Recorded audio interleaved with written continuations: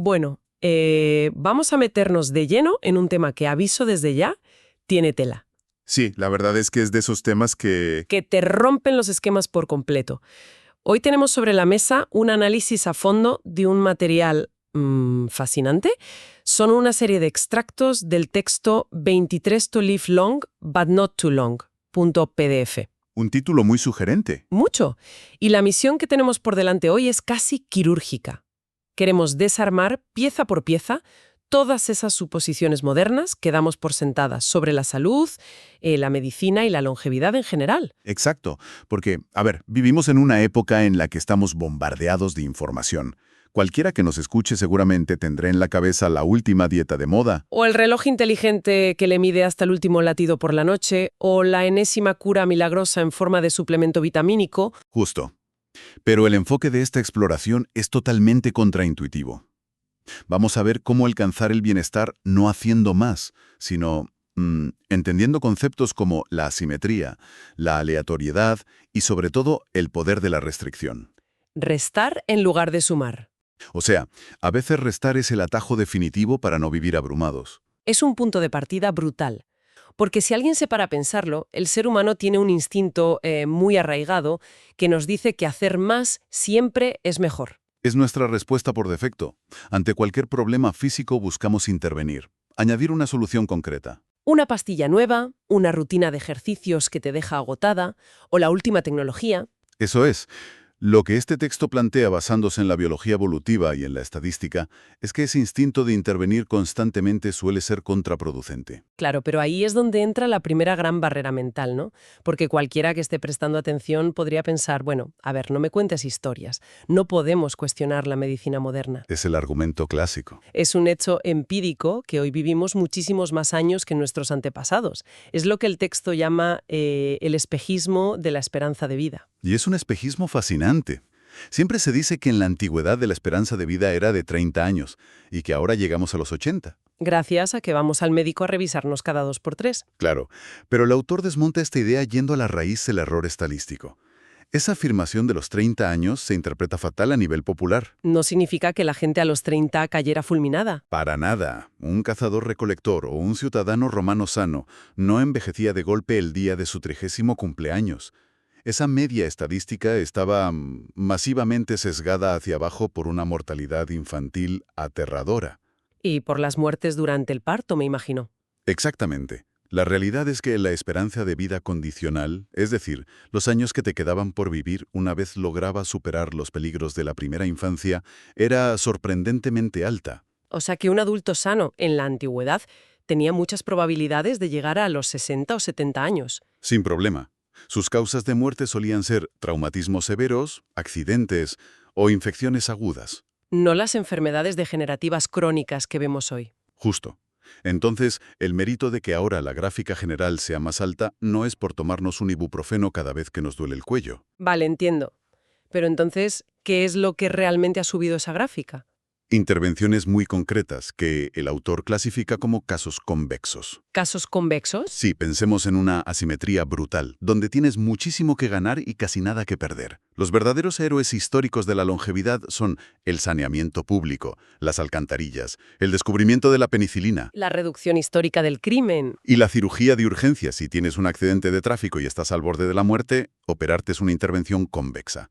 El beneficio es gigantesco y el riesgo de no hacerlo es la muerte segura. Claro, pero a ver, si la medicina es tan buena en esos casos de vida o muerte, lo lógico es pensar que también será buena para cosas leves. Si te detectan algo diminuto, mejor atacarlo cuanto antes. Y ahí, justo ahí, es donde caemos en la trampa. Cuando aplicamos esa misma agresividad médica a casos leves, que el texto llama casos cóncavos, la curva se invierte. Aquí entra un concepto que me dejó loca al leer el material, la iatrogenia. Un término clave. Proviene del griego y significa, literalmente, el daño causado por el propio curador o por el tratamiento. Es decir, que en estos casos leves, la intervención incesante en realidad reduce la esperanza de vida. Así de duro suena. Cuando la enfermedad es leve, el riesgo de que los efectos secundarios o las infecciones de hospital acaben siendo peores que la propia dolencia es altísimo.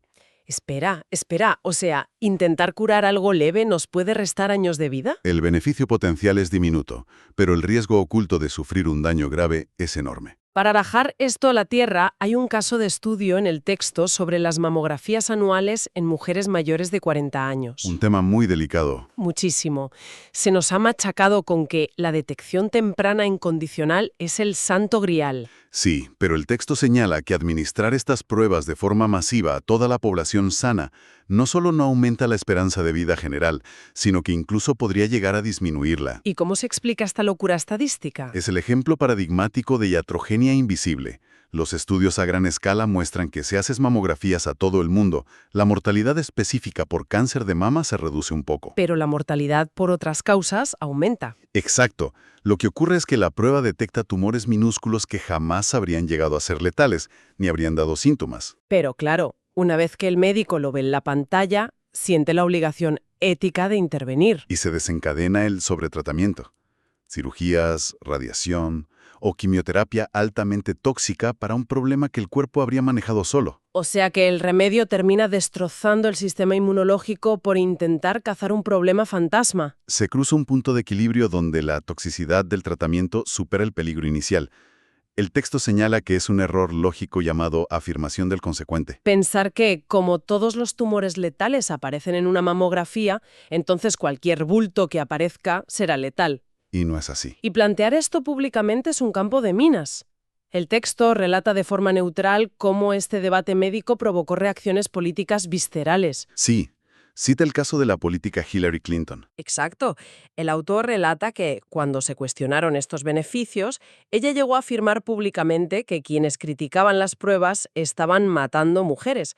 Nosotros, por supuesto, no entramos a valorar la política, pero es el ejemplo que da el texto. Es un reflejo de la incomprensión de la probabilidad. Para los políticos, la intervención médica masiva se percibe visualmente como cuidado. Decir vamos a hacer menos pruebas suena a negligencia, aunque estadísticamente evite daños. Fíjate hasta qué punto llega esto de intervenir demasiado, que hay un dato que parece de comedia negra. ¿El de las huelgas? Sí, resulta que cuando hay huelgas de médicos y se paraliza la actividad en los hospitales, la esperanza de vida no baja y a veces sube. Es fascinante. Durante las huelgas se mantienen las cirugías de urgencia, los casos complejos, pero se cancelan las selectivas. Y esa inacción temporal protege a los pacientes de la iatrogenia. Muchas de esas cirugías se cancelan definitivamente después porque el paciente se ha curado solo. Lo que demuestra que la intervención no era indispensable. Todo esto lleva a una idea brillante del texto, la vía negativa. La salud a través de la sustracción. Menos es más.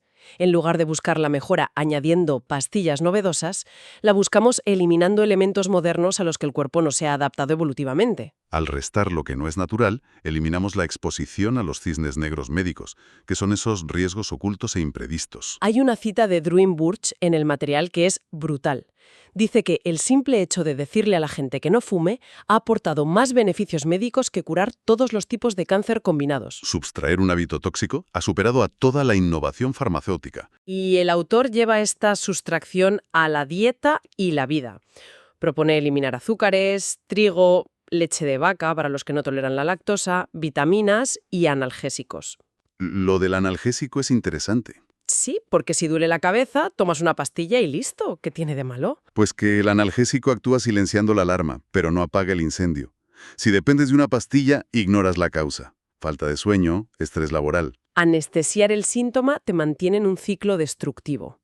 Y luego está lo de la fruta. Ah, el zumo de naranja. Siempre nos han vendido que un zumo por la mañana es lo más sano del mundo. Pero el texto argumenta que la fruta moderna es casi un invento humano. Es que las naranjas del supermercado no tienen casi nada que ver con sus ancestros silvestres. Han sido modificadas durante siglos para ser gigantes y estar cargadas de fructosa. Son golosinas. Biológicamente son golosinas. Si además las exprimes y eliminas la fibra, te bebes una inyección de azúcar líquido, que provoca un pico de insulina. Es antinatural. Por eso la regla del autor es tan simple. No beber ningún líquido que no tenga al menos 1000 años de antigüedad. Agua, vino, café. Si ha sobrevivido 1000 años, nuestra biología lo tolera. ¡Adiós refrescos! Y la vía melativa sigue con los irritantes diarios, cosas que destrozan el sistema nervioso. El desplazamiento diario al trabajo. Los atascos, los jefes tóxicos, el aire acondicionado, las máquinas de gimnasio. Pero lo mejor es su ataque a las noticias matutinas. Es un ejemplo fantástico. El autor menciona, de forma totalmente neutral en cuanto a la ideología, que leer a periodistas como Thomas Friedman o al economista Paul Krugman le genera unos ataques de ira que le arruinan el día.